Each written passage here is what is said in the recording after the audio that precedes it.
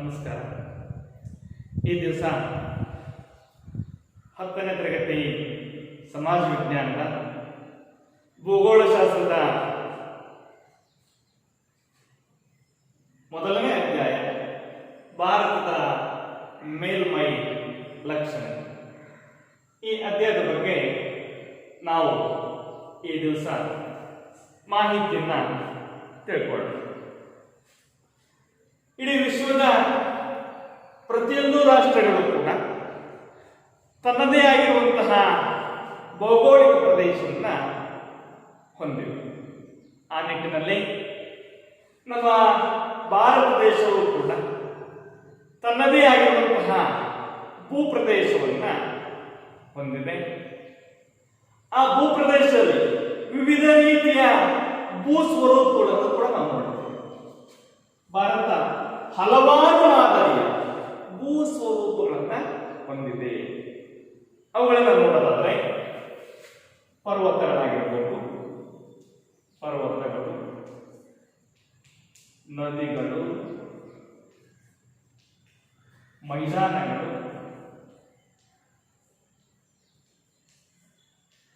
ಕಣಿವೆಗಳು,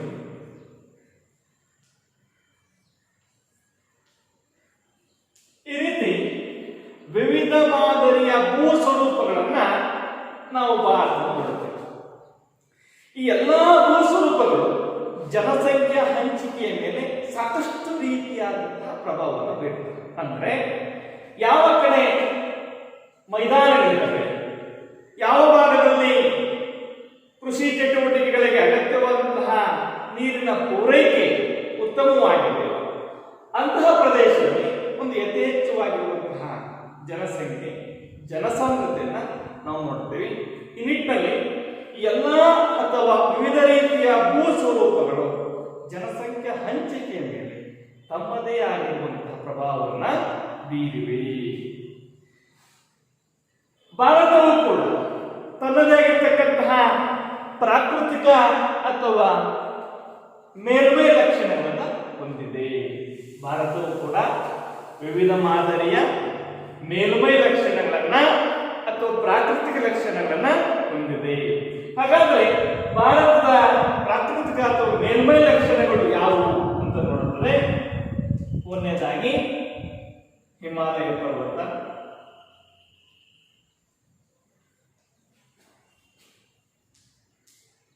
ಎರಡು ಉತ್ತರದ ಮೈದಾನ, ಮೂರು ಪರ್ಯಾಯ ಪ್ರಸ್ಥಭೂಮಿ,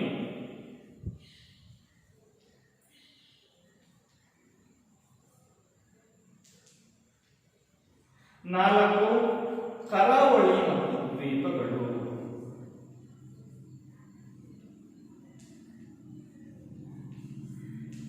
ಈ ರೀತಿ ಭಾರತ 4 ವಿಧವಾದಂತಹ ಮೇಲ್ಮೈ ಲಕ್ಷಣಗಳನ್ನ ಅಥವಾ ಪ್ರಾಕೃತಿಕ ಲಕ್ಷಣಗಳನ್ನ ಹೊಂದಿದೆ. ಈಗ ನಾವು ಈ 4 ಲಕ್ಷಣಗಳನ್ನ ಒಂದೊಂದಾಗಿ ತಿಳ್ಕೊಳ್ಳೋಣ. ಮೊದಲನೇದಾಗಿ ಹಿಮಾಲಯ ಪರ್ವತ. ಹಿಮಾಲಯ ಪರ್ವತ ಭಾರತದ ಪಶ್ಚಿಮ ಭಾಗದಿಂದ ಪೂರ್ವ ಅಥವಾ ಈಶಾನ್ಯ ಭಾಗದಲ್ಲೂ ಕೂಡ ವಿಶಾಲವಾಗಿ ಹಬ್ಬಿರುವಂತಹ ಎತ್ತರವಾದಂತಹ ಪರ್ವತಗಳೇ ಹಿಮಾಲಯ ಪರ್ವತಗಳು.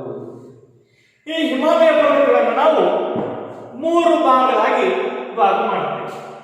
ಹಿಮಾಲಯ ಪರ್ವತವನ್ನ 3 ಭಾಗಗಳನ್ನಾಗಿ ವಿಭಾಗ ಮಾಡ್ತೀವಿ. ಮೊದಲನೇದಾಗಿ ಎತ್ತರ ಹಿಮಾಲಯ,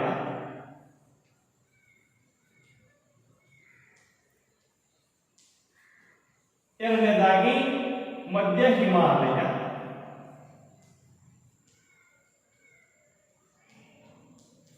ಅಥವಾ ಹಿಮಾಚಲ, ಮೂರನೇದಾಗಿ ಸಿವಾಲಿಕ್ ಬೆಟ್ಟಗಳು.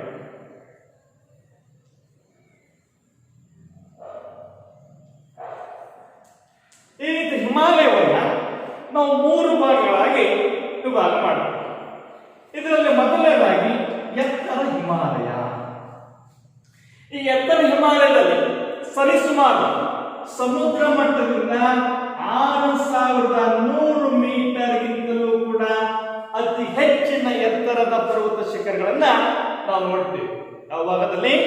ಎತ್ತರ ಹಿಮಾಲಯದಲ್ಲಿ ಸಮುದ್ರ ಮಟ್ಟಕ್ಕಿಂತಲೂ ಕೂಡ, ಸಮುದ್ರ ಮಟ್ಟದಿಂದ 6100 ಮೀಟರ್ಗಿಂತಲೂ ಅತಿ ಹೆಚ್ಚು ಎತ್ತರವಾಗಿರ್ತಕ್ಕಂತಹ ಪರ್ವತ ಶಿಖರಗಳು, ಮತ್ತೆ ಅನೇಕ ರೀತಿಯಂತಹ ಕಣಿವೆಗಳು, ವಿವಿಧ ರೀತಿಯಾಗಿರ್ತಕ್ಕಂತಹ ನದಿಗಳಿಗೆ ಉಗಮ ಸ್ಥಾನಗಳನ್ನು ಹೊಂದಿರತಕ್ಕಂಥದ್ದನ್ನು ನಾವು ಎತ್ತರ ಹಿಮಾಲಯದಲ್ಲಿ ನಾವು ನೋಡ್ತೇವೆ.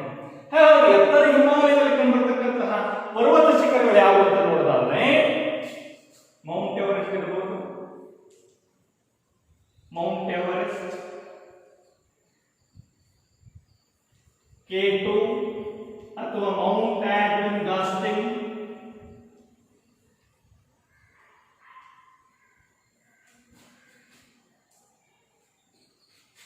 ಧವಳಗಿರಿ,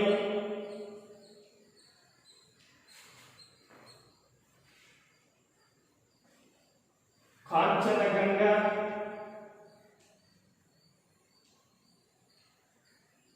ಮಾತಲು, ಈ ರೀತಿ ಅತಿ ಹೆಚ್ಚು ಎತ್ತರವಾದಂತಹ ಪರ್ವತ ಶಿಖರಗಳನ್ನು ನಾವು ಎತ್ತರ ಹಿಮಾಲಯ ನೋಡ್ತೀವಿ. ಈ ಎತ್ತರ ಹಿಮಾಲಯದ ಎಲ್ಲಾ ಪರ್ವತ ಶಿಖರಗಳು ಕೂಡ ವರ್ಷ ಪೂರ್ತಿ ಹಿಮದಿಂದ ಆವೃತವಾಗಿರುವುದರಿಂದ ಈ ಎತ್ತರ ಹಿಮಾಲಯವನ್ನ ಹಿಮಾದ್ರಿ ಎಂದು ಕೂಡ ಕರೆಯುತ್ತೇವೆ. ಈ ರೀತಿ ಎಲ್ಲಾ ಪರ್ವತ ಶಿಖರಗಳು ಕೂಡ ಎತ್ತರ ಹಿಮಾಲಯದಲ್ಲಿ ಕಂಡುಬರ್ತವೆ. ಈ ಎತ್ತರ ಹಿಮಾಲಯದಲ್ಲಿ ಕಂಡುಬರುವಂತಹ ಇಡೀ ಪ್ರಪಂಚದಲ್ಲಿ ಅತಿ ಹೆಚ್ಚು ಎತ್ತರವಾದಂತಹ ಶಿಖರ ಅಂತ ಹೇಳುವುದಾದ್ರೆ ಮೌಂಟ್ ಎವರೆಸ್ಟ್ ಶಿಖರ.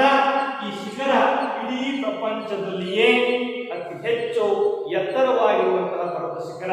ಸರಿಸುಮಾರು 8848 ಮೀಟರ್ ಎತ್ತರದಲ್ಲಿರುವಂತಹ ಪರ್ವತ ಶಿಖರವಾಗಿದೆ. 8848 ಮೀಟರ್ ಎತ್ತರವಾಗಿರ್ತಕ್ಕಂತಹ ಪರ್ವತ ಶಿಖರ ಈ ಎತ್ತರ ಹಿಮಾಲಯದಲ್ಲಿ ನಾವು ನೋಡ್ತೀವಿ. ಆ ಮೌಂಟ್ ಎವರೆಸ್ಟ್ ಶಿಖರದ ವಿಶೇಷತೆ ಏನು ಎಂದು ಹೇಳುವುದಾದರೆ ಇಡೀ ಪ್ರಪಂಚದಲ್ಲಿಯೇ ಅತಿ ಹೆಚ್ಚು ಎತ್ತರವಾಗಿರುವಂತಹ ಪರ್ವತ ಶಿಖರ ಅಂತ ಹೇಳಿದರೆ ಮೌಂಟ್ ಎವರೆಸ್ಟ್. ಇದು ನೇಪಾಳದಲ್ಲಿ ಕಂಡು ಬರುತ್ತದೆ. ಇನ್ನ ಭಾರತದಲ್ಲಿಯೇ ಅತಿ ಹೆಚ್ಚು ಎತ್ತರವಾದಂತಹ ಪರ್ವತ ಶಿಖರ ಯಾವುದು ಎನ್ನುವುದನ್ನು ನೋಡೋದಾದ್ರೆ K2 ಅಥವಾ ಮೌಂಟ್ ಗಾಸ್ಟಿನ್.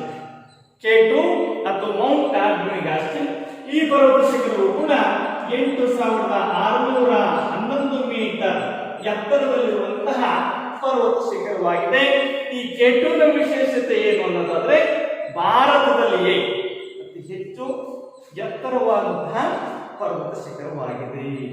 ಈ ರೀತಿ ಧವಳಗಿರಿ, ಕಾಂಚನಗಂಗಾ, ಮಾತಲು ಅತಿ ಹೆಚ್ಚು ಎತ್ತರವಾದಂತಹ ಪರ್ವತ ಶಿಖರಗಳನ್ನು ನಾವು ಈ ಎತ್ತರ ಹಿಮಾಲಯದಲ್ಲಿ ನೋಡ್ತೀವಿ. ಇವು ಎತ್ತರ ಹಿಮಾಲಯದಲ್ಲಿ ಕಂಡು ಬರುವಂತಹ ಪರ್ವತ ಶಿಖರಗಳು.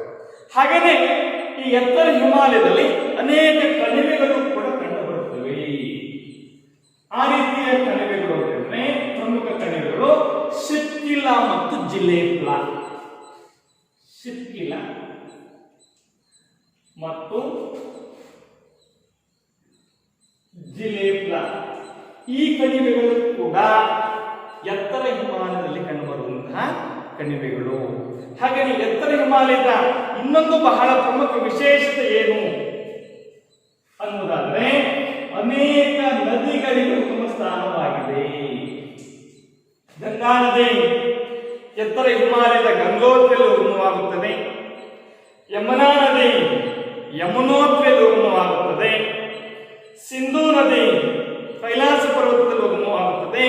ಈ ರೀತಿ ಭಾರತದ ಪ್ರಮುಖ ನದಿಗಳಿಗೆ ಸಿಂಧು, ಗಂಗಾ, ಯಮುನಾ ಈ ರೀತಿ ಅನೇಕ ಪ್ರಮುಖ ನದಿಗಳಿಗೆ ಎತ್ತರ ಹಿಮಾಲಯ ಉಗಮ ಸ್ಥಾನವಾಗಿದೆ.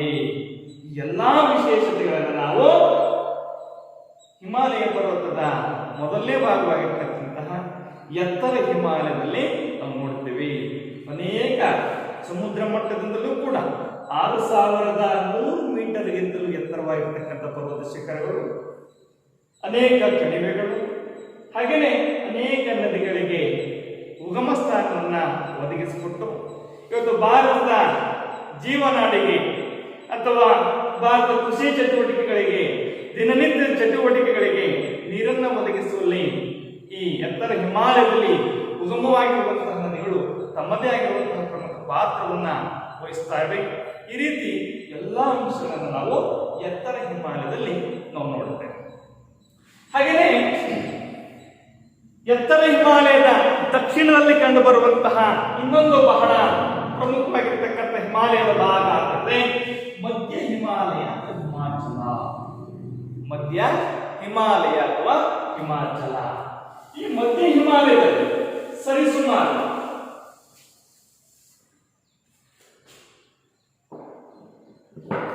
1500 ಮೀಟರ್ನಿಂದ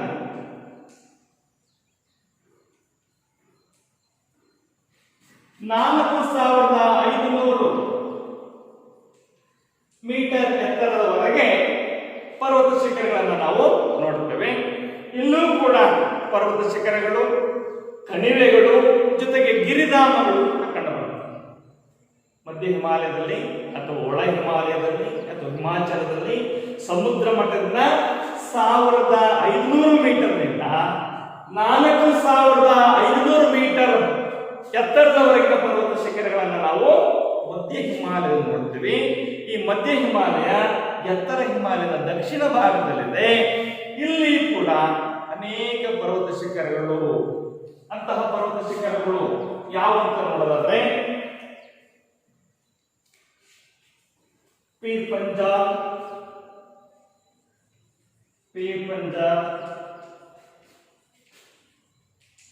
ಧವಳಧರ್, ಈ ರೀತಿಯಂತಹ ಪರ್ವತ ಶಿಖರಗಳು.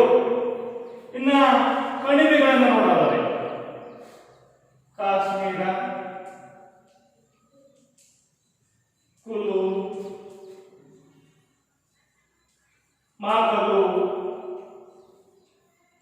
ಸ್ಪಿತಿ, ಈ ರೀತಿಯಂತಹ ಕಣಿವೆಗಳು.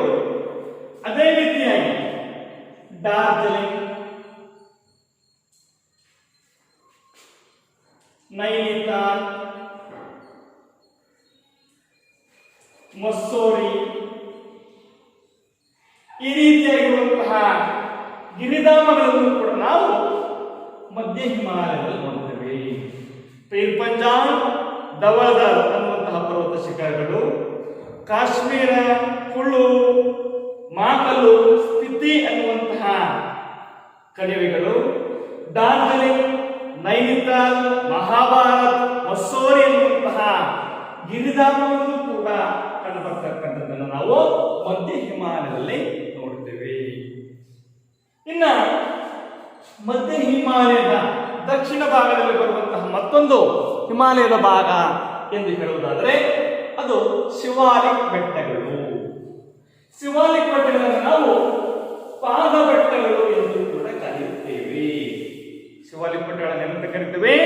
ಶಿವಾಲಿಕ್ ಬೆಟ್ಟಗಳನ್ನ ಪಾದ ಬೆಟ್ಟಗಳು ಎಂದು ಕರೆಯುತ್ತೇವೆ.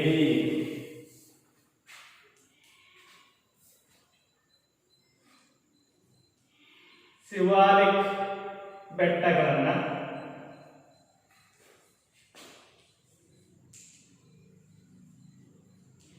ಪಾದ ಬೆಟ್ಟಗಳು. ಯಾವ ಕಾರಣಕ್ಕಾಗಿ ನಾವು ಶಿವಾಲಿಕ್ ಬೆಟ್ಟಗಳನ್ನ ಪಾದ ಬೆಟ್ಟಗಳು ಎಂದು ಕರೆಯುತ್ತೇವೆ ಹೇಳೋದಾದ್ರೆ, ಮಧ್ಯ ಹಿಮಾಲಯ ಮತ್ತು ಎತ್ತರ ಹಿಮಾಲಯಕ್ಕೆ ಹೋಗಬೇಕಾದ್ರೆ ಶಿವಾಲಿಕ್ ಬೆಟ್ಟಗಳ ಮೂಲಕನೇ ಹೋಗಬೇಕಾಗಿರುವುದರಿಂದ ನಾವು ಶಿವಾಲಿಕ್ ಬೆಟ್ಟಗಳನ್ನ ಪಾದ ಬೆಟ್ಟಗಳು ಎಂದು ಕರೆಯುತ್ತೇವೆ. ಹಾಗಾದ್ರೆ ಶಿವಾಲಿಕ್ ಬೆಟ್ಟಗಳ ವಿಶೇಷತೆ ಏನು? ಶಿವಾಲಿಕ್ ಬೆಟ್ಟಗಳಲ್ಲಿ ಕಿರಿದಾದ ಸಂಚಯನ ಮೈದಾನಗಳು ಕಂಡುಬರುತ್ತವೆ.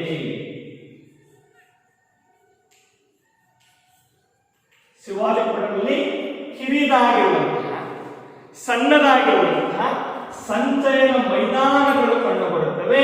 ಈ ಕಿರಿದಾದಂತಹ ಸಮತಟ್ಟಾಗಿರುವಂತಹ ಮೈದಾನಗಳನ್ನು ನಾವು ಡೂನ್ ಎಂದು ಕೂಡ ಕರೆಯುತ್ತೇವೆ. ಪರೀಕ್ಷಾ ದೃಷ್ಟಿಯಿಂದ ಕೇಳಬಹುದು, ಡೂನ್ ಎಂದರೇನು? ಉದಾಹರಣೆ ಕೊಡಿ. ಕಿರಿದಾದಂತಹ ಸಮತಟ್ಟಾದಂತಹ ಮೈದಾನಗಳನ್ನ ನಾವು ಡೂನ್ ಎಂದು ಕರೆಯುತ್ತೇವೆ. ಉದಾಹರಣೆಗೆ ಡೆಹ್ರಾಡೂನ್, ಉದಾಹರಣೆಗೆ ಡೆಹ್ರಾಡೂನ್. ಈ ರೀತಿ ಎಲ್ಲಾ ವಿಶೇಷತೆಗಳನ್ನು ನಾವು ಶಿವಾಲಿಕ್ ಬೆಟ್ಟಗಳು ಅಥವಾ ಪಾದ ಬೆಟ್ಟಗಳಲ್ಲಿ ನೋಡ್ತೇವೆ. ಹಾಗಾದರೆ ಈ ಹಿಮಾಲಯದ 3 ಭಾಗಗಳನ್ನ ನಾವು ನೋಡಿದ್ದೇವೆ. ಹಿಮಾಲಯ ಪರ್ವತದಿಂದ ಭಾರತಕ್ಕೆ ಆಗುವಂತಹ ಅನುಕೂಲಗಳೇನು, ಉಪಯೋಗಗಳೇನು, ವಿವಿಧ ರೀತಿಯ ಅನುಕೂಲಗಳನ್ನು ನಾವು ಹಿಮಾಲಯ ಪರ್ವತದಿಂದ ಪಡಿತಾ ಇದ್ದೇವೆ. ಹಿಮಾಲಯ ಪರ್ವತದ ಅನುಕೂಲ ಯಾವೆಲ್ಲ ಅನುಕೂಲಗಳಾಗ್ತಾ ಇದ್ದಾವೆ? ಒಂದನೇ ಅನುಕೂಲ, ದೇಶಕ್ಕೆ ರಕ್ಷಣಾ ಗೋಡೆ ಆಗಿದೆ. ದೇಶಕ್ಕೆ ರಕ್ಷಣಾ ಗೋಡೆ ಆಗಿದೆ. ನಮ್ಮ ಸುತ್ತಮುತ್ತಲೂ ಕೂಡ ಚೀನಾ ಮತ್ತು ಪಾಕಿಸ್ತಾನದಂತಹ ರಾಷ್ಟ್ರಗಳು ನಮ್ಮ ದೇಶದ ಮೇಲೆ ಎಲ್ಲಾ ಕಾಲದಲ್ಲೂ ಕೂಡ ದಾಳಿ ಮಾಡಲಿಕ್ಕೆ ಸಾಧ್ಯ ಆಗದೇ ಇರುವಂತಹ, ಭಾರತಕ್ಕೆ ರಕ್ಷಣೆ ನೀಡುವಂತಹ ಅತಿ ಹೆಚ್ಚು ಎತ್ತರವಾದಂತಹ ಪರ್ವತ ಶಿಖರಗಳು ನಮ್ಮ ಭಾರತದಲ್ಲಿ ಕಂಡು ಬರುವುದರಿಂದ ಇವತ್ತು ಹಿಮಾಲಯ ಪರ್ವತಗಳು ದೇಶದ ರಕ್ಷಣೆಗೆ ತಡೆಗೋಡೆಯಾಗಿ ಕಾರ್ಯವನ್ನ ನಿರ್ವಹಿಸ್ತಾ ಇದೆ. ಇದು ಒಂದನೇ ಅನುಕೂಲ, ದೇಶಕ್ಕೆ ರಕ್ಷಣಾ ಗೋಡೆಯಾಗಿದೆ.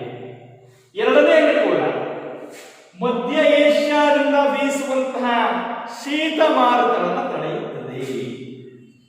ಮಧ್ಯ ಏಷ್ಯಾದಿಂದ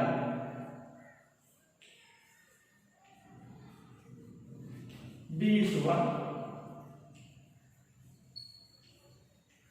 ಶೀತ ಗಾಳಿಯನ್ನ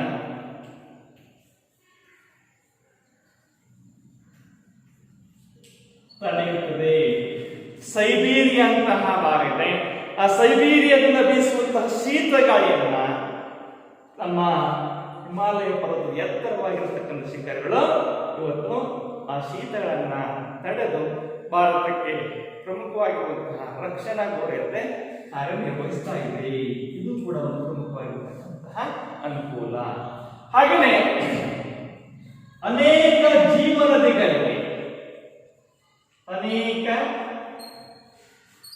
ಜೀವನದಿಗಳಿಗೆ ಉಗಮ ಸ್ಥಾನವಾಗಿದೆ. ಇವತ್ತು ಅನೇಕ ನದಿಗಳು ಸಿಂಧು, ಗಂಗಾ, ಬ್ರಹ್ಮಪುತ್ರ, ಯಮುನಾ, ಸಟ್ಲೇಜ್, ರಾವಿ, ಬಿಯಾಸ್, ಅನೇಕ ನದಿಗಳಿದ್ದಾವೆ. ಆ ಎಲ್ಲಾ ರೀತಿಯ ಅನೇಕ ನದಿಗಳಿಗೆ ಇವತ್ತು ಹಿಮಾಲಯ ಪರ್ವತ ಉಗಮ ಸ್ಥಾನವಾಗಿದೆ. ಭಾರತದ ಜೀವನದಿ ಗಂಗಾ ನದಿ ಉಗಮವಾಗ್ತಕ್ಕಂಥದ್ದು ಗಂಗೋತ್ರಿಯಲ್ಲಿ, ಬ್ರಹ್ಮಪುತ್ರ ನದಿ ಉಗಮವಾಗ್ತಕ್ಕಂಥದ್ದು ಚಮಯಮ ಢಂಗನ್ ಪ್ರದೇಶದಲ್ಲಿ, ಯಮುನೋತ್ರಿಯಲ್ಲಿ, ಸಿಂಧು ಕೈಲಾಸ ಪರ್ವತದಲ್ಲಿ.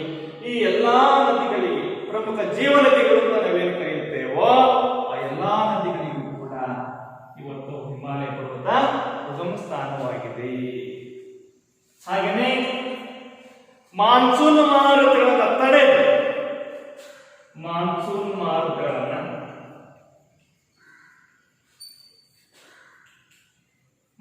ಮಾರುತಗಳನ್ನ ತಡೆದು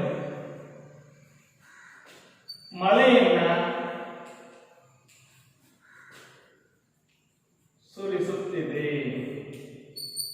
ಇವತ್ತು ಅರಬ್ಬಿ ಸಮುದ್ರದ ಮೇಲಿಂದ ಬೀಸುವಂತಹ ನೈಋತ್ಯ ಮಾನ್ಸೂನ್ ಮಾರುತಗಳನ್ನ ಹಿಮಾಲಯ ಪರ್ವತದ ಎತ್ತರವಾದಂತಹ ಪರ್ವತ ಶಿಖರಗಳು ತಡೆದು ಮಳೆಯನ್ನು ಸುರಿಸಿ ಇವತ್ತು ಭಾರತಕ್ಕೆ ಸಾಕಷ್ಟು ರೀತಿಯಾದಂತಹ ಮಳೆಯನ್ನು ಕೂಡ ಪೂರೈಕೆ ಮಾಡತಕ್ಕಂತಹ ಅನುಕೂಲವನ್ನ, ಉಪಯೋಗವನ್ನು ನಾವು ಹಿಮಾಲಯ ಪರ್ವತದಿಂದ ಪಡಿತಾ ಇದ್ದೀವಿ. ಅತಿ ಹೆಚ್ಚು ಎತ್ತರವಾಗಿರ್ತಕ್ಕಂಥ ಪರ್ವತ ಶಿಖರಗಳು ಈಶಾನ್ಯ ಭಾರತದ ಮೇಘಾಲಯದಲ್ಲಿರಬಹುದು. ವಿಶೇಷವಾಗಿ ಭಾರತದಲ್ಲಿ ಅತಿ ಹೆಚ್ಚು ಮಳೆಯನ್ನ ಪಡೆಯುವಂತ ಪ್ರದೇಶ ಇವತ್ತು ಮೌಸಿನ್ರಾಮ್, ಸುಮಾರು 1400 ಸೆಂಟಿಮೀಟರ್ ಮಳೆಯನ್ನ ಪಡೆಯುವಂತ ಪ್ರದೇಶ.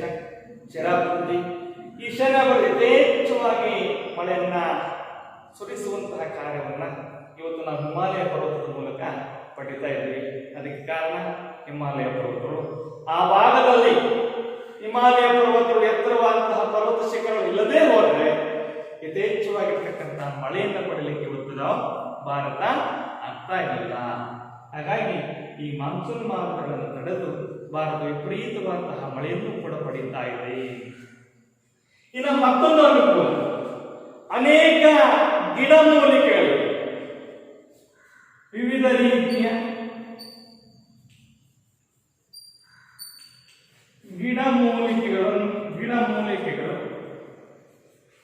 ದೊರೆಯುತ್ತವೆ.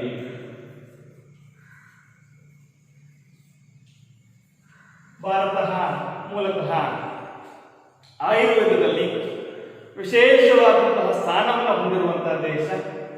ಆ ನಿಟ್ಟಿನಲ್ಲಿ ಆಯುರ್ವೇದಕ್ಕೆ ಬೇಕಾಗಿರುವಂತಹ ಗಿಡಮೂಲಿಕೆಗಳು ಹೆಚ್ಚಾಗಿ ಯಾವ ಭಾಗದಲ್ಲಿ ದೊರೆಯುತ್ತವೆ ಅಂತ ಹೇಳಿದ್ರೆ ಅವು ಹಿಮಾಲಯ ಪರ್ವತದಲ್ಲಿ ದೊರೆಯುತ್ತವೆ.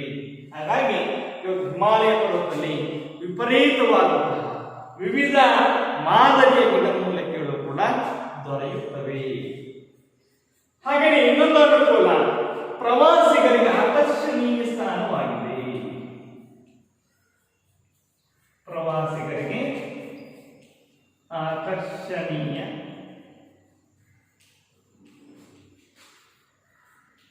ಸ್ಥಾನವಾಗಿದೆ. ಇವತ್ತು ಭಾರತದ ಆರ್ಥಿಕ ಅಭಿವೃದ್ಧಿಗೆ ಪ್ರವಾಸೋದ್ಯಮ ಕ್ಷೇತ್ರದಲ್ಲೂ ಕೂಡ ಸಾಕಷ್ಟು ಕೋಟಿಗಳ ಬಂಡವಾಳ ಹರಿದು ಬರ್ತಾ ಇದೆ. ಆ ನಿಟ್ಟಿನಲ್ಲಿ ಹಿಮಾಲಯ ಪರ್ವತವನ್ನು ವೀಕ್ಷಣೆ ಮಾಡಲು ಕೂಡ ಲಕ್ಷಾಂತರ ಜನ ವಿದೇಶದಲ್ಲೂ ಕೂಡ ಬರ್ತಾರೆ, ದೇಶದಲ್ಲೂ ಕೂಡ ವೀಕ್ಷಣೆ ಮಾಡಲಿಕ್ಕೆ ಹೋಗ್ತಾ ಇದ್ದಾರೆ. ಆ ನಿಟ್ಟಿನಲ್ಲಿ ಇವತ್ತು ಪ್ರವಾಸಿಗರಿಗೆ ಸಾಕಷ್ಟು ಆಕರ್ಷಣೀಯ ಕೇಂದ್ರವಾಗಿರುವುದರಿಂದ ಸಾಕಷ್ಟು ಮೂಲದಿಂದ ಬಂಡವಾಳ ದೇಶದ ಖಜಾನೆಗೆ ಹೋಗ್ತಾ ಇದೆ. ಹಾಗಾಗಿ ದೇಶದ ಆರ್ಥಿಕ ಅಭಿವೃದ್ಧಿಯಲ್ಲಿ ಹಿಮಾಲಯ ಪರ್ವತವು ಕೂಡ ತನ್ನದೇ ಆಗಿರ್ತಕ್ಕಂತಹ ಕೊಡುಗೆ ನೀಡ್ತಾ ಇದೆ. ಅದು ಹೇಗೆ ಅಂತ ಹೇಳಿದ್ರೆ ಪ್ರವಾಸಿಗರು ಬರುವುದರಿಂದ ದೇಶದ ಆದಾಯಕ್ಕೆ ಮೂಲವನ್ನ ಈ ಹಿಮಾಲಯ ಪರ್ವತವು ಕೂಡ ನೀಡ್ತಾ ಇದೆ. ಈ ರೀತಿಯ ಎಲ್ಲಾ ಅನುಕೂಲಗಳು, ಎಲ್ಲಾ ಉಪಯೋಗಗಳು ನಾವು ಹಿಮಾಲಯ ಪರ್ವತ ಪಡಿತಾ ಇದ್ದೀವಿ. ದೇಶಕ್ಕೆ ರಕ್ಷಣಾ ಗೋಡೆಯಾಗಿದೆ, ಮಧ್ಯ ಏಷ್ಯಾದಿಂದ ಬೀಸುವ ಶೀತ ಗಾಳಿಯನ್ನು ತಡೆಯುತ್ತದೆ, ಅನೇಕ ನದಿಗಳಿಗೆ ಉಗಮ ಸ್ಥಾನವಾಗಿದೆ, ಮಾನ್ಸೂನ್ ಮಾರುತಗಳನ್ನು ತಡೆದು ವಿಪರೀತವಂತಹ ಮಳೆಯನ್ನು ಸುರಿಸುತ್ತದೆ, ವಿವಿಧ ರೀತಿಯ ಗಿಡಮೂಲಿಕೆಗಳು ದೊರೆಯುತ್ತವೆ, ಪ್ರವಾಸಿಗರಿಗೆ ಆಕರ್ಷಣೀಯ ಸ್ಥಾನವಾಗಿದೆ. ಎಲ್ಲ ಅನುಕೂಲಗಳು, ಎಲ್ಲ ಉಪಯೋಗಗಳು ನಮಗೆ ಹಿಮಾಲಯ ಪರ್ವತದಿಂದ ದೊರೆಯುವಂತಹ ಸಿಗುವಂತಹ ಅನುಕೂಲಗಳು. ಇದು ಭಾರತದ ಒಂದನೆಯ ಪ್ರಾಕೃತಿಕ ಲಕ್ಷಣ ಅಥವಾ ಮೇಲುಮೈ ಲಕ್ಷಣ. ಹಾಗೆಯೇ ಎರಡನೆಯ ಪ್ರಮುಖ ಲಕ್ಷಣ ಅಂತ ಹೇಳುವುದಾದ್ರೆ ಉತ್ತರದ ಮೈದಾನ ಅಥವಾ ಸಟ್ಲೇಜ್ ಗಂಗಾ ನದಿ ಮೈದಾನ ಅಂತ ಕರಿತೀವಿ. ಉತ್ತರದ ಮೈದಾನ ಅಥವಾ ಸಟ್ಲೇಜ್ ಗಂಗಾ ನದಿ ಮೈದಾನ. ಈಗ ಮೈದಾನ ಅಂದ ತಕ್ಷಣವೇ ನಮಗೆ ಗೊತ್ತಾಗಬೇಕು, ಮೈದಾನ ಅಂತ ಹೇಳುವುದಾದ್ರೆ ಸಮತಟ್ಟಾಗಿರುವಂತಹ ಭೂಪ್ರದೇಶವನ್ನು ನಾವು ಮೈದಾನ ಎಂದು ಕರೆಯುತ್ತೇವೆ. ಸಮತಟ್ಟಾದ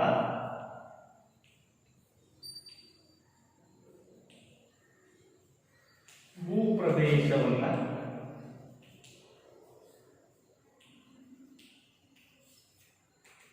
ನಾವು ಮೈದಾನ ಎಂದು ಕರೆಯುತ್ತೇವೆ.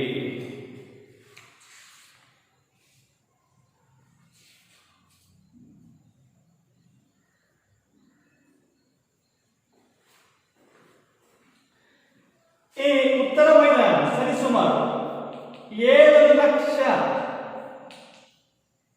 ಚದರ ಕಿಲೋಮೀಟರ್ ವಿಸ್ತೀರ್ಣವನ್ನು ಹೊಂದಿರುವಂತಹ ಮೈದಾನ. 7 ಲಕ್ಷ ಚದರ ಕಿಲೋಮೀಟರ್ ವಿಸ್ತೀರ್ಣವನ್ನು ಹೊಂದಿರುವಂತಹ ಭೂಪ್ರದೇಶವಾಗಿದೆ. ಈ ಮೈದಾನದಲ್ಲಿ ನಾವು ಈ ಮೈದಾನವನ್ನು ಏನು ಕರೆಯುತ್ತೇವೆ ಅಂದರೆ ಸಂಚಯನ ಮೈದಾನ ಎಂದು ಕರೆಯುತ್ತೇವೆ. ಉತ್ತರ ಮೈದಾನವನ್ನ ಸಂಚಯನ ಮೈದಾನ. ಯಾಕೆ, ಯಾವ ಕಾರಣಕ್ಕಾಗಿ ನಾವು ಉತ್ತರ ಮೈದಾನವನ್ನ ಸಂಚಯನ ಮೈದಾನ ಎಂದು ಕರೆಯುತ್ತೇವೆ ಹೇಳುವುದಾದ್ರೆ ಕಾರಣ ಅಂದ್ರೆ ಎತ್ತರ ಹಿಮಾಲಯದಲ್ಲಿ ಉಗಮವಾಗುವಂತಹ ಗಂಗಾ ನದಿ ಇಳಿಜಾರಿನಲ್ಲಿ ಹರಿಯುವಾಗ ಎರಡೂ ಭಾಗ ಅಥವಾ ಇಕ್ಕೆಲದ ಮಣ್ಣನ್ನ ಕೊಚ್ಚಿ ತಂದು ಉತ್ತರ ಭಾರತದಲ್ಲಿ ವಿಶಾಲವಾಗಿರುವಂತಹ ಸಮತಟ್ಟಾದಂತಹ ಮೈದಾನವನ್ನ ನಿರ್ಮಾಣ ಮಾಡಿದೆ. ಹಾಗಾಗಿ ಉತ್ತರದ ಮೈದಾನವನ್ನು ನಾವು ಸಂಚಯನ ಮೈದಾನ ಎಂದು ಕರೆಯುತ್ತೇವೆ. ಇನ್ನೊಮ್ಮೆ ಹೇಳ್ತೀನಿ ಕೇಳಿ, ಉತ್ತರ ಮೈದಾನವನ್ನ ಸಂಚಯನ ಮೈದಾನ ಎಂದು ಕರೆಯುತ್ತೇವೆ. ಕಾರಣ ಎತ್ತರ ಹಿಮಾಲಯದಲ್ಲಿ ಉಗಮವಾಗುವ ಗಂಗಾ ನದಿ ಇಳಿಜಾರಿನಲ್ಲಿ ಹರಿಯುವಾಗ ಎರಡೂ ಭಾಗದ ಮಣ್ಣನ್ನ ಕೊಚ್ಚಿ ತಂದು ಉತ್ತರದ ಮೈದಾನದಲ್ಲಿ ಅಥವಾ ಉತ್ತರ ಭಾರತದಲ್ಲಿ ವಿಶಾಲವಾದಂತಹ ಸಮತಟ್ಟಾದಂತಹ ಮೈದಾನವನ್ನ ನಿರ್ಮಾಣ ಮಾಡುತ್ತದೆ. ಹಾಗಾಗಿ ಉತ್ತರದ ಮೈದಾನವನ್ನು ನಾವು ಸಂಚಯನ ಮೈದಾನ ಎಂದು ಕರೆಯುತ್ತೇವೆ.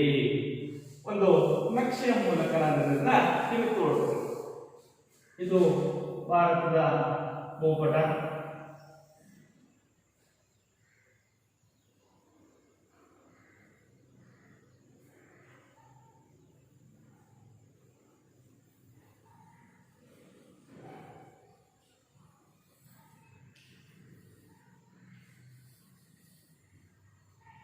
ಇಲ್ಲಿ ಗಂಗಾ ನದಿ ಉಗಮವಾಗುತ್ತದೆ.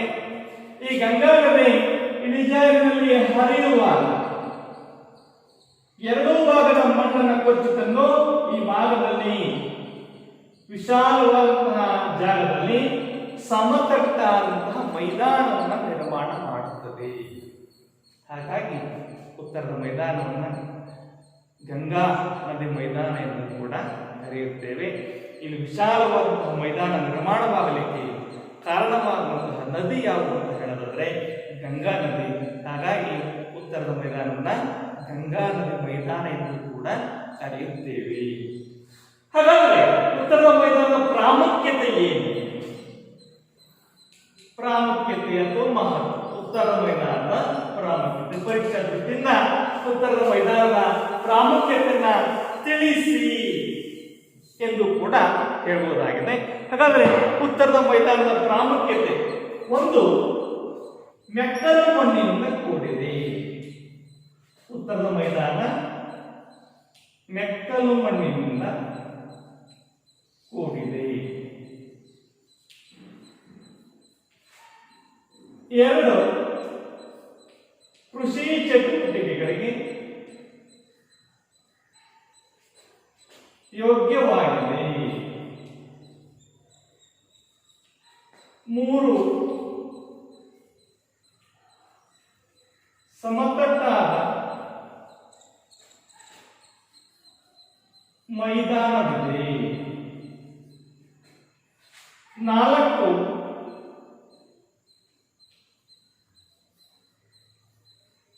ಕೈಗಾರಿಕೆಗಳು ಯಥೇಚ್ಛವಾಗಿ ಕಂಡು ಬರುತ್ತವೆ. 5, ರಸ್ತೆ ಮತ್ತು ರೈಲು ಮಾರ್ಗಗಳ ನಿರ್ಮಾಣಕ್ಕೆ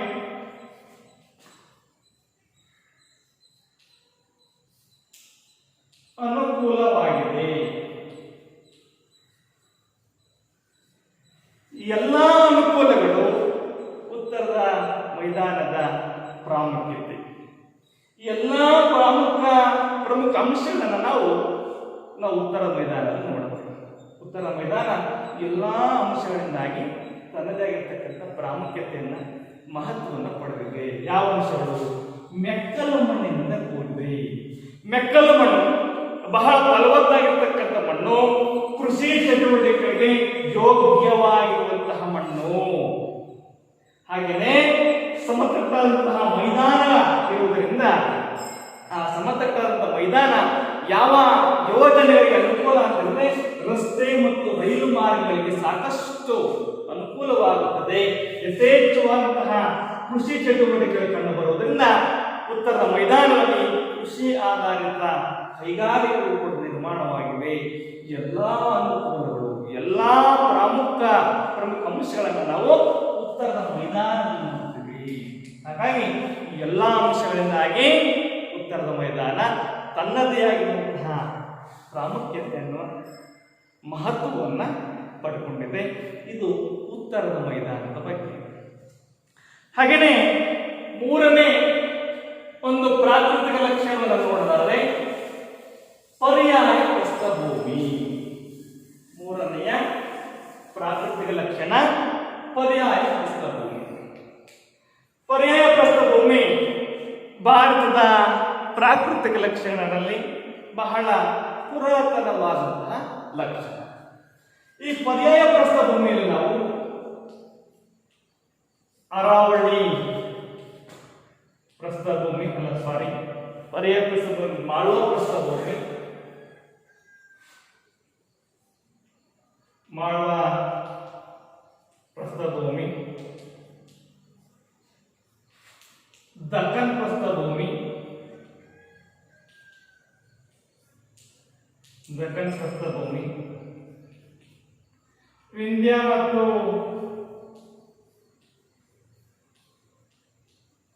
ಸಾತ್ಪುರ ಬೆಟ್ಟಗಳು, ಛೋಟಾ ನಾಗಪುರ ಪ್ರಸ್ಥಭೂಮಿ,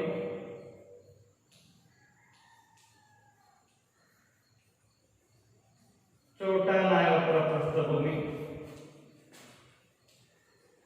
ಈ ಎಲ್ಲಾ ಅಂಶಗಳಿಂದ ಕೂಡಿರ್ತಕ್ಕಂಥದ್ದೇ ಪರ್ಯಾಯ ಪ್ರಸ್ಥಭೂಮಿ. ಅದರಲ್ಲಿ ಮಾಳ್ವಾ ಪ್ರಸ್ಥಭೂಮಿ, ಮಾಳ್ವಾ ಪ್ರಸ್ಥಭೂಮಿ ದಕ್ಕನ್ ಪ್ರಸ್ಥಭೂಮಿಯ ಉತ್ತರ ಭಾಗದಲ್ಲಿದೆ, ಭಾರತದ ವಾಯುವ್ಯ ಭಾಗದಲ್ಲಿದೆ. ಈ ಮಾಳ್ವಾ ಪ್ರಸ್ಥಭೂಮಿಯಲ್ಲಿ ಅರಾವಳಿ ಪರ್ವತ ಶಿಖರ ಅರಾವಳಿ ಬೆಟ್ಟ ಪರ್ವತ ಶಿಖರ. ಈ ಅರಾವಳಿ ಪರ್ವತ ಶಿಖರಗಳಲ್ಲಿ ಅತಿ ಹೆಚ್ಚು ಎತ್ತರವಾಗಿರುವಂತಹ ಪರ್ವತ ಶಿಖರ ಅಂತ ಹೇಳಿದಾದ್ರೆ ಗುರು ಶಿಖರ. ಗುರು ಶಿಖರ ಮಾಳ್ವಾ ಪ್ರಸ್ಥಭೂಮಿಯಲ್ಲಿ ಅರಾವಳಿ ಬೆಟ್ಟಗಳು ಕಂಡು ಬರ್ತವೆ. ಈ ಅರಾವಳಿ ಬೆಟ್ಟಗಳಲ್ಲಿ ಅಥವಾ ಅರಾವಳಿ ಶ್ರೇಣಿಗಳಲ್ಲಿ ಅತಿ ಹೆಚ್ಚು ಎತ್ತರವಾದ ಶಿಖರ ಯಾವುದು ಅಂತ ಹೇಳಿದ್ರೆ ಅದು ಗುರು ಶಿಖರ. ಈ ಮಾಳ್ವಾ ಪ್ರಸ್ಥಭೂಮಿಯ ದಕ್ಷಿಣಕ್ಕೆ ಕಂಡು ಬರುವಂತದ್ದೇ ದಕ್ಕನ್ ಪ್ರಸ್ಥಭೂಮಿ ಅಥವಾ ದಕ್ಷಿಣ ಪ್ರಸ್ಥಭೂಮಿ ಅಥವಾ ಡೆಕ್ಕನ್ ಪ್ರಸ್ಥಭೂಮಿ. ದಕ್ಷಿಣ ಪ್ರಸ್ಥಭೂಮಿಯನ್ನು ನಾವು ಪೂರ್ವ ಘಟ್ಟ ಮತ್ತು ಪಶ್ಚಿಮ ಘಟ್ಟ ಅಂತ ಎರಡು ವಿಭಾಗ ಮಾಡ್ತೀವಿ.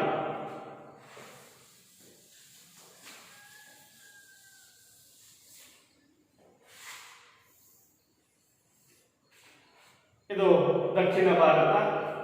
ಈ ದಕ್ಕನ್ ಪ್ರಸ್ಥಭೂಮಿಯನ್ನ ನಾವು ಎರಡು ಭಾಗ ಮಾಡುತ್ತೇವೆ. ಈ ಭಾಗ ಪಶ್ಚಿಮ ಘಟ್ಟ, ಪಶ್ಚಿಮ ಘಟ್ಟ. ಈ ಭಾಗವನ್ನು ನಾವು ಪೂರ್ವ ಘಟ್ಟ. ಈ ರೀತಿ ದಕ್ಕನ್ ಪ್ರಸ್ಥಭೂಮಿಯನ್ನ ಎರಡು ಭಾಗ ಮಾಡ್ತೇವೆ. ಪಶ್ಚಿಮ ಘಟ್ಟಗಳನ್ನ ಸಹ್ಯಾದ್ರಿ ಶ್ರೇಣಿ ಎಂದು ಕೂಡ ಕರೆಯುತ್ತೇವೆ. ಪಶ್ಚಿಮ ಘಟ್ಟ ಅಂತ ಕರೆಯುತ್ತೇವೆ, ಸಹ್ಯಾದ್ರಿ ಶ್ರೇಣಿಗಳು ಎಂದು ಕೂಡ ಕರೆಯುತ್ತೇವೆ. ಇಡೀ ನಮ್ಮ ದಕ್ಷಿಣ ಭಾರತದಲ್ಲಿ ಅತಿ ಹೆಚ್ಚು ಎತ್ತರವಾದ ಶಿಖರ ಯಾವುದು ಅಂತಂದ್ರೆ ಅಣ್ಣಾಮಲೈ ಸರಣಿಯಲ್ಲಿ ಬರುವ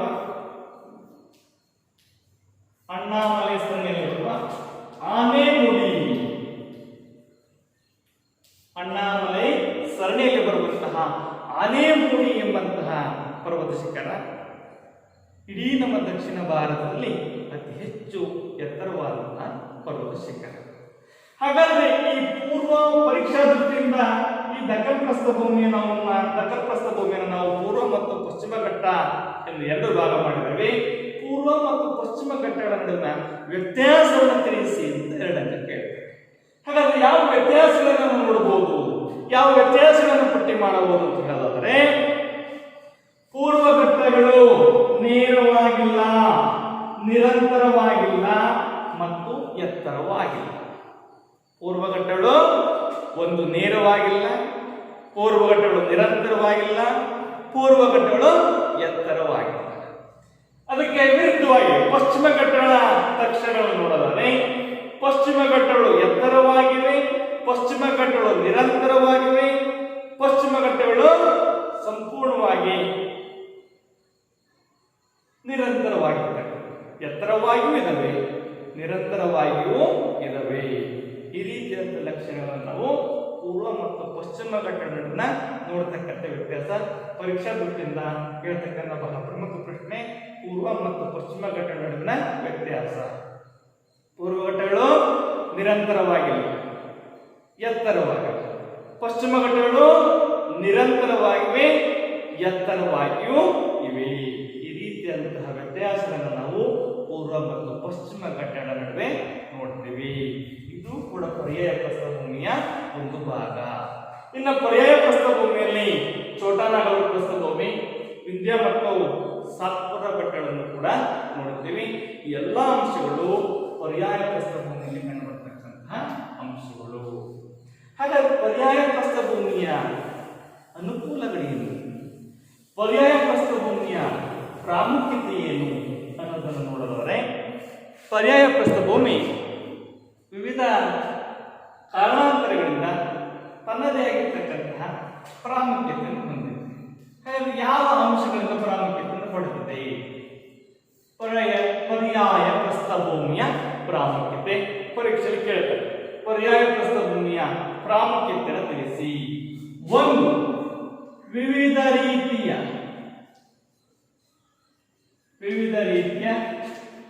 ಖನಿಜ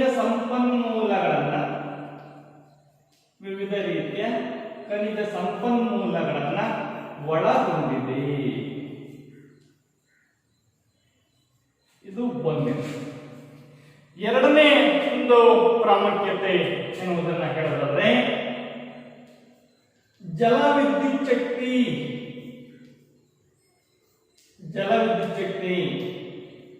ಉತ್ಪಾದನೆಗೆ ಅನುಕೂಲವಾಗಿದೆ.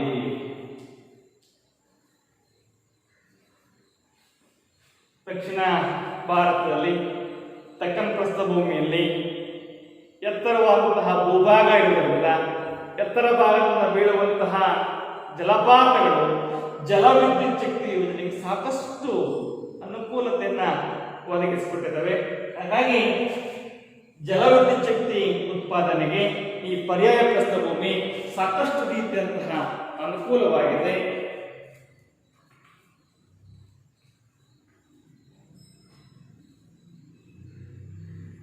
ಅದೇ ರೀತಿ ಗಿರಿಧಾಮಗಳು ಕಂಡುಬರುತ್ತವೆ. ಗಿರಿಧಾಮಗಳು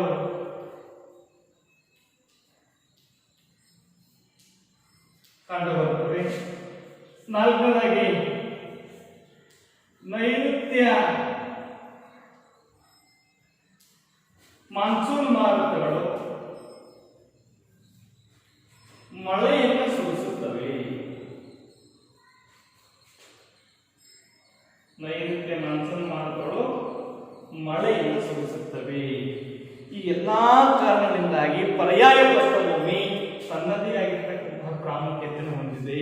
ವಿವಿಧ ರೀತಿಯ ಖನಿಜ ಸಂಪನ್ಮೂಲಗಳು, ಕಲ್ಲಿದ್ದಲಿರಬಹುದು, ಕಬ್ಬಿಣದಲ್ಲಿರಬಹುದು, ಅಲ್ಯೂಮಿನಿಯಂ ಇರಬಹುದು, ರೀತಿ ವಿವಿಧ ರೀತಿಯ ಖನಿಜ ಸಂಪನ್ಮೂಲಗಳನ್ನು ನಾವು ದಕ್ಷಿಣ ಪ್ರಸ್ಥಭೂಮಿ ಅಥವಾ ಪರ್ಯಾಯ ಪ್ರಸ್ಥಭೂಮಿ ನೋಡುತ್ತೇವೆ. ಇನ್ನು ಅನೇಕ ಜಲಪಾತಗಳು ಜಲವಿದ್ಯುತ್ ಶಕ್ತಿ ಉತ್ಪಾದನೆಗೆ ಅನುಕೂಲವಾಗಿರುವುದರಿಂದ ಜಲವಿದ್ಯುತ್ ಶಕ್ತಿ ಯೋಜನೆಯು ಕೂಡ ಉತ್ಪಾದನೆಯೂ ಕೂಡ ಅನುಕೂಲವಾಗಿದೆ. ಈ ಕಾರಣದಲ್ಲೂ ಕೂಡ ಪರ್ಯಾಯ ಪ್ರಸ್ಥಭೂಮಿ ಪ್ರಾಮುಖ್ಯತೆಯನ್ನು ಹೊಂದಿದೆ. ಇನ್ನು ಗಿರಿಧಾಮಗಳು ಕಂಡುಬರುತ್ತವೆ. ಉದಾಹರಣೆಗೆ ನೀಲಗಿರಿ ಪರ್ವತದಲ್ಲಿ ಕಂಡುಬರತಕ್ಕಂತಹ ಉದಕ ಮಂಡಲ, ಊಟಿ, ಈ ರೀತಿ ಗಿರಿಧಾಮಗಳು ಕೂಡ ಪ್ರವಾಸಿಗರನ್ನ ಆಕರ್ಷಣೆ ಮಾಡತಕ್ಕಂಥದ್ರಿಂದ ಪರ್ಯಾಯ ಪ್ರಸ್ಥಭೂಮಿ ಆರ್ಥಿಕ ಅಭಿವೃದ್ಧಿಯಲ್ಲಿ ತನ್ನದಾಗಿರ್ತಕ್ಕಂತಹ ಪ್ರಾಮುಖ್ಯತೆಯನ್ನು ಪಡೆದಿದೆ. ಇನ್ನು ಪಶ್ಚಿಮ ಘಟ್ಟಗಳು ಎತ್ತರವಾಗಿರುವುದರಿಂದ ನಿರಂತರವಾಗಿರುವುದರಿಂದ ಅರಬ್ಬಿ ಸಮುದ್ರದ ಮೇಲಿಂದ ಬೀಸುವಂತಹ ನೈಋತ್ಯ ಮಾನ್ಸೂನ್ ಮಾರುತಗಳನ್ನ ತಡೆದು ದಕ್ಷಿಣ ಭಾರತಕ್ಕೆ ಮಳೆಯಿಂದ ಸುರಿಸುವುದರಿಂದ ಕೃಷಿ ಚಟುವಟಿಕೆಗಳಿಗೆ, ದಿನನಿತ್ಯ ಚಟುವಟಿಕೆಗಳಿಗೆ, ಕೈಗಾರಿಕೆಗಳಿಗೆ ಅಗತ್ಯವಾದಂತಹ ನೀರನ್ನು ಪೂರೈಕೆ ಮಾಡುವಲ್ಲಿ ಇವತ್ತು ದಕ್ಷಿಣ ಭಾರತ ಅಥವಾ ಪೂರ್ವ ಪಶ್ಚಿಮ ಘಟ್ಟಗಳು ಸಾಕಷ್ಟು ರೀತಿಯಂತಹ ಅನುಕೂಲವಾಗಿವೆ. ಈ ಎಲ್ಲ ಕಾರಣದಿಂದಾಗಿ ಪರ್ಯಾಯ ಪ್ರಸ್ಥಭೂಮಿ ತನ್ನದೇ ಆಗಿರುವಂತಹ ಪ್ರಾಮುಖ್ಯತೆಯನ್ನ ಹೊಂದಿದೆ. ಇನ್ನು ಕೊನೆಯದಾಗಿರ್ತಕ್ಕಂತಹ ಭೌಗೋಳಿಕ ಲಕ್ಷಣ ಯಾವುದು ಅಂತ ನೋಡೋದಾದ್ರೆ ಕರಾವಳಿ. ನಾವು ಯಾವುದನ್ನ ಕರಾವಳಿ ಎಂದು ಕರೆಯುತ್ತೇವೆ, ಕರಾವಳಿ ಎಂದರೇನು ಅನ್ನೋದನ್ನು ನೋಡೋದಾದ್ರೆ ಕರಾವಳಿ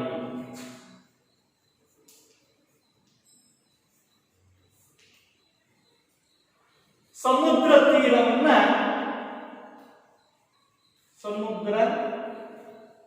ತೀರವನ್ನ ಕರಾವಳಿ ಎಂದು ಕರೆಯುತ್ತೇವೆ.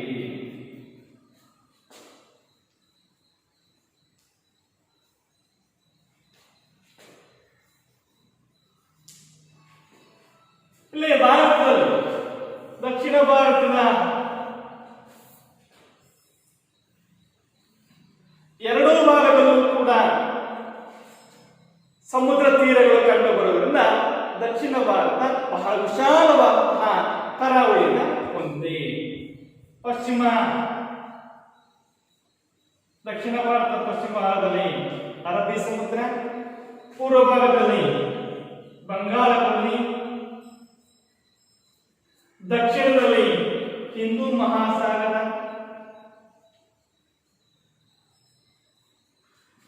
ಕಂಡುಬರುವುದರಿಂದ ಭಾರತ ಬಹಳ ವಿಶಾಲವಾಗಿರುವಂತಹ ಕರಾವಳಿಯನ್ನ ಹೊಂದಿದೆ.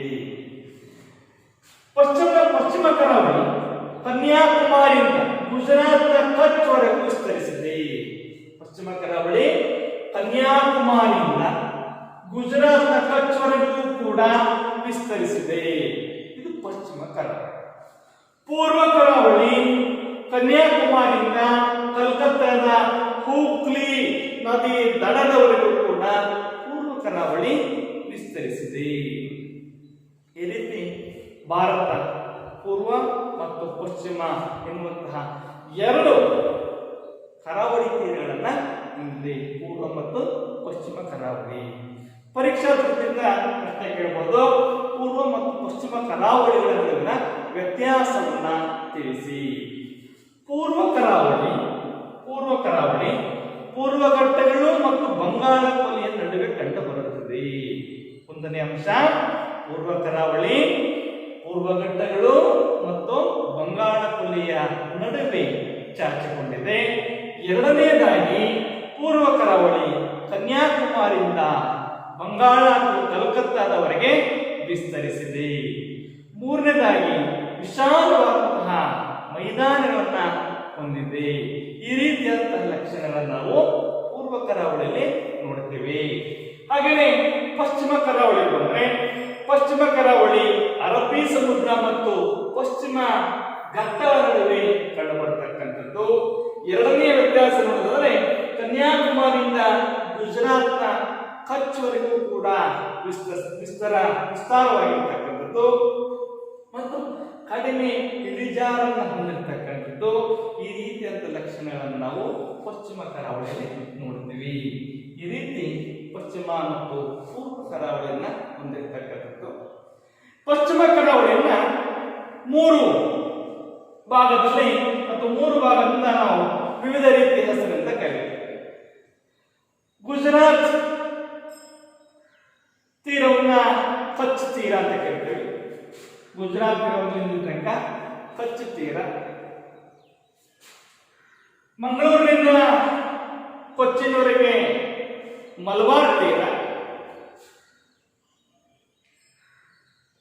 ಮಂಗಳೂರಿನಿಂದ ಕೊಚ್ಚಿನವರೆಗೂ ಅಥವಾ ಕೇರಳ ತನಕ ಕೂಡ ಈ ತೀರವನ್ನು ನಾವು ಮಲಬಾರ್ ತೀರ ಅಂತ ಕರಿತೀವಿ. ಇದನ್ನು ನಾವು ಮಂಗಳೂರಿನಿಂದ ಗೋವಾವರೆಗೆ ಕರ್ನಾಟಕ ತೀರ ಅಂತ ಕರಿತೀವಿ. ಕರ್ನಾಟಕದ ಅಥವಾ ಗೋವಾದ ಮೇಲ್ಭಾಗವನ್ನು ನಾವು ಕೊಂಕಣಿ ತೀರ ಅಂತ ಕರಿತೀವಿ. ಕೊಂಕಣದ ಮೇಲ್ಭಾಗವನ್ನು ನಾವು ಕಚ್ಚು ತೀರ ಅಂತ ಕರಿತೀವಿ. ಈ ರೀತಿ ಪಶ್ಚಿಮ ಕರಾವಳಿಯನ್ನ ವಿವಿಧ ಆಯಾ ರಾಜ್ಯಗಳು ವಿವಿಧ ರೀತಿಯ ಹೆಸರಿಂದ ಕರೀತಾರೆ. ಕೇರಳದಲ್ಲಿ ಮಲಬಾರ್ ತೀರ, ಕರ್ನಾಟಕದಲ್ಲಿ ಕರ್ನಾಟಕ ತೀರ, ಗೋವಾದಲ್ಲಿ ಕೊಂಕಣ ತೀರ, ಗುಜರಾತ್ನಲ್ಲಿ ಕಚ್ಚು ತೀರ ಅಂತ ಕರೀತಾರೆ. ಇನ್ನು ಪೂರ್ವ ಕರಾವಳಿಯನ್ನ ಸರ್ಕಾರ ತೀರ ಮತ್ತು ಕೋರಮಂಡಲ ತೀರ ಅಂತ ನಾವು ಎರಡು ಭಾಗ ಮಾಡಿದ್ವಿ. ಈ ಭಾಗವನ್ನ ತಮಿಳುನಾಡಿನ ಭಾಗವನ್ನು ನಾವು ಕೋರಮಂಡಲ ತೀರ ಅಂತ ಕರಿತೀವಿ. ತಮಿಳುನಾಡಿನ ಮೇಲ್ಭಾಗವನ್ನು ನಾವು ಉತ್ತರ ಸರ್ಕಾರ ತೀರ ಎಂದು ಕೂಡ ಕರೆಯುತ್ತೇವೆ. ತಮಿಳುನಾಡಿನ ಮೇಲ್ಭಾಗವನ್ನ ಉತ್ತರ ಸರ್ಕಾರ ತೀರ, ತಮಿಳುನಾಡಿನ ತಮಿಳುನಾಡಿನ ಭಾಗವನ್ನ ಅಥವಾ ತಮಿಳುನಾಡಿನ ಕರಾವಳಿಯ ತೀರವನ್ನು ನಾವು ಕೋರಮಂಡಲ ತೀರ ಅಂತ ಕರಿತೀವಿ. ಈ ಪೂರ್ವ ಕರಾವಳಿಯಲ್ಲಿ ಎರಡು ರೀತಿಯಾದ ಸರೋವರಗಳು ಕಂಡುಬರುತ್ತವೆ. ಪುಲಿಕಾಟ್ ಮತ್ತು ಚಿಲ್ಕ ಅನ್ನುವಂತಹ ಎರಡು ಸರೋವರಗಳು ಕಂಡುಬರುತ್ತವೆ. ಈ ರೀತಿ ಕರಾವಳಿ ಪೂರ್ವ ಮತ್ತು ಪಶ್ಚಿಮ ಕರಾವಳಿ ನಡುವೆ ತನ್ನದೇ ಆಗಿರ್ತಕ್ಕಂತಹ ವ್ಯತ್ಯಾಸವನ್ನು ನೋಡಿದ್ವಿ. ಹಾಗಾದ್ರೆ ಕರಾವಳಿಯ ಪ್ರಾಮುಖ್ಯತೆ ಏನು? ಕರಾವಳಿ ಭಾರತದ ಆರ್ಥಿಕ ಅಭಿವೃದ್ಧಿಗೆ ಯಾವ ರೀತಿಯಂತಹ ಕೊಡುಗೆಯನ್ನ ನೀಡ್ತಾ ಇದೆ ಅನ್ನೋದನ್ನು ಹೇಳಿದ್ರೆ, ಒಂದನೇದಾಗಿ ದೇಶದ 90% ವ್ಯಾಪಾರ ಸಮುದ್ರ ಮಾರ್ಗದ ಮೂಲಕ ನಡೆಯುತ್ತದೆ. ದೇಶದ ವ್ಯಾಪಾರ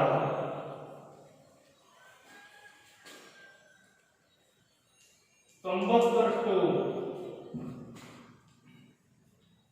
ಸಮುದ್ರ ಮಾರ್ಗದ ಮೂಲಕ ನಡೆಯುತ್ತಿದೆ.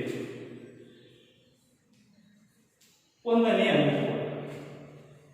ಎರಡನೇ ಅನುಕೂಲ, ಮೀನುಗಾರಿಕೆಗೆ ಯೋಗ್ಯವಾಗಿದೆ. ಕರಾವಳಿ ತೀರ ಮೀನುಗಾರಿಕೆ ಉದ್ಯೋಗವನ್ನು ಕಲ್ಪಿಸಿಕೊಡುವುದರಿಂದ ಲಕ್ಷಾಂತರ ಕುಟುಂಬಗಳು ಇವತ್ತು ಮೀನುಗಾರಿಕೆಯನ್ನೇ ಉದ್ಯೋಗವನ್ನಾಗಿ, ಒಂದು ಬದುಕನ್ನಾಗಿ, ಬದುಕಿಗೆ ನೆಲೆಯನ್ನ ಕಲ್ಪಿಸಿಕೊಂಡಿರ್ತಕ್ಕಂಥದ್ದು. ಮೂರನೇ ಅನುಕೂಲ, ಉಪ್ಪಿನ ಉತ್ಪಾದನೆ. ಇವತ್ತು ಉಪ್ಪು ಬಹಳ ಅಗತ್ಯವಾಗಿ ಬೇಕಾಗಿರುವಂತಹ ಒಂದು ಪ್ರಮುಖವಾಗಿರ್ತಕ್ಕಂಥ ವಸ್ತು. ಕರಾವಳಿಯಿಂದ ಇವತ್ತು ನಮಗೆ ಉಪ್ಪಿನ ಉತ್ಪಾದನೆಗೆ ಅನುಕೂಲವಾಗಿದೆ. ಹಡಗಿನ ಕೈಗಾರಿಕೆಗೆ ಅವಕಾಶ ಕಲ್ಪಿಸಿದೆ.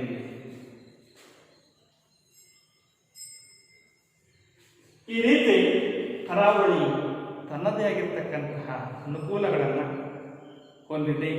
ಎಲ್ಲಾ ಕಾರಣದಿಂದಾಗಿ ಕರಾವಳಿಯೂ ಕೂಡ ದೇಶದ ಆರ್ಥಿಕ ಅಭಿವೃದ್ಧಿಗೆ ತನ್ನದೇ ಆಗಿರ್ತಕ್ಕಂತಹ ಕೊಡುಗೆಯನ್ನು ನೀಡಿದೆ.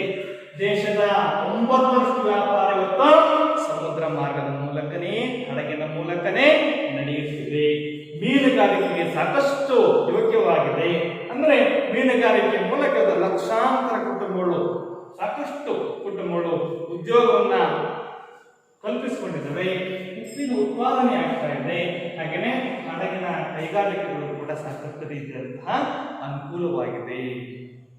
ಈ ರೀತಿ ಕರಾವಳಿ ತನ್ನದೇ ಆದಂತಹ ಪ್ರಾಮುಖ್ಯತೆಯನ್ನ, ಅನುಕೂಲಗಳನ್ನ ಹೊಂದಿರತಕ್ಕಂಥದ್ದು. ಇನ್ನು ಕೊನೆಯದಾಗಿ ದ್ವೀಪಗಳು.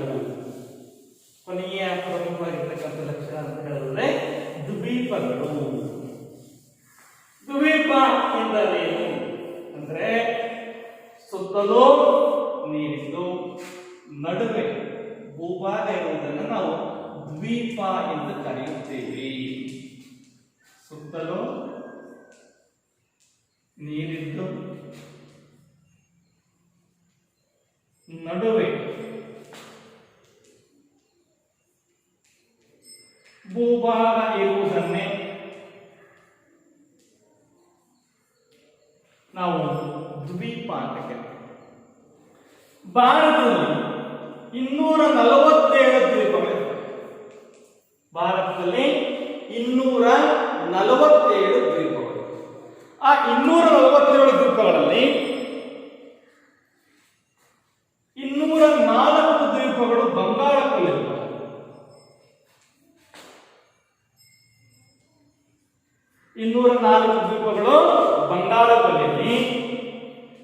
43 ದ್ವೀಪಗಳು ಅರಬ್ಬಿ ಸಮುದ್ರದಲ್ಲಿ ಬರ್ತವೆ. 43 ದ್ವೀಪಗಳು ಅರಬ್ಬಿ ಸಮುದ್ರದಲ್ಲಿ. ಅರಬ್ಬಿ ಸಮುದ್ರದಲ್ಲಿರುವಂತಹ ದ್ವೀಪಗಳನ್ನು ನಾವು ಹವಳದ ದ್ವೀಪಗಳು ಎಂದು ಕೂಡ ಕರೆಯುತ್ತೇವೆ. ಎಂತ ಕರಿತೇವೆ? ಹವಳದ ದ್ವೀಪಗಳು ಎಂದು ಕೂಡ ಕರೆಯುತ್ತೇವೆ. ಈ ರೀತಿಯಾದಂತಹ ಅಂಶಗಳನ್ನು ನಾವು ದ್ವೀಪಗಳಲ್ಲಿ ನೋಡ್ತೇವೆ. ಈ ರೀತಿಯ ಎಲ್ಲಾ ಲಕ್ಷಣಗಳನ್ನು ನಾವು ಭಾರತದ ಮೇಲ್ಮೈ ಲಕ್ಷಣಗಳಲ್ಲಿ ಅಥವಾ ಪ್ರಾಕೃತಿಕ ಲಕ್ಷಣಗಳಲ್ಲಿ ನೋಡಿದ್ದೀವಿ. ಒಂದು ಹಿಮಾಲಯ ಪರ್ವತ, ಹಿಮಾಲಯವನ್ನ 3 ಭಾಗಗಳಾಗಿ ವಿಭಜನೆ ಮಾಡಿರ್ತಕ್ಕಂಥದ್ದು. ಒಂದು ಎತ್ತರ ಹಿಮಾಲಯ, 2 ಮಧ್ಯ ಹಿಮಾಲಯ, 3 ಶಿವಾಲಿಕ ಬೆಟ್ಟಗಳು. ಹಿಮಾಲಯದ ಪರ್ವತಗಳು, ಹಿಮಾಲಯ ಪರ್ವತದ ಅನುಕೂಲಗಳು ಅಥವಾ ಉಪಯೋಗಗಳು. ಉತ್ತರದ ಮೈದಾನವನ್ನು ಸಂಚಯನ ಮೈದಾನ ಎಂದು ಕರೆಯುತ್ತಾರೆ. ಏಕೆ? ಉತ್ತರದ ಮೈದಾನದ ಪ್ರಾಮುಖ್ಯತೆ.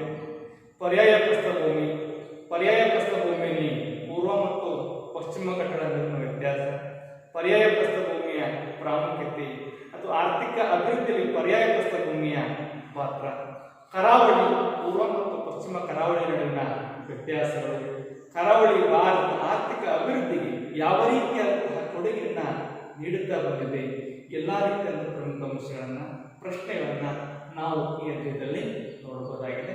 ಇಷ್ಟು ಅಂಶಗಳು ಈ ಅಧ್ಯಾಯದಲ್ಲಿ ಕಂಡುಬರುವಂತಹ ಬಹಳ ಪ್ರಮುಖವಾಗಿರುವಂತಹ ಅಂಶಗಳು.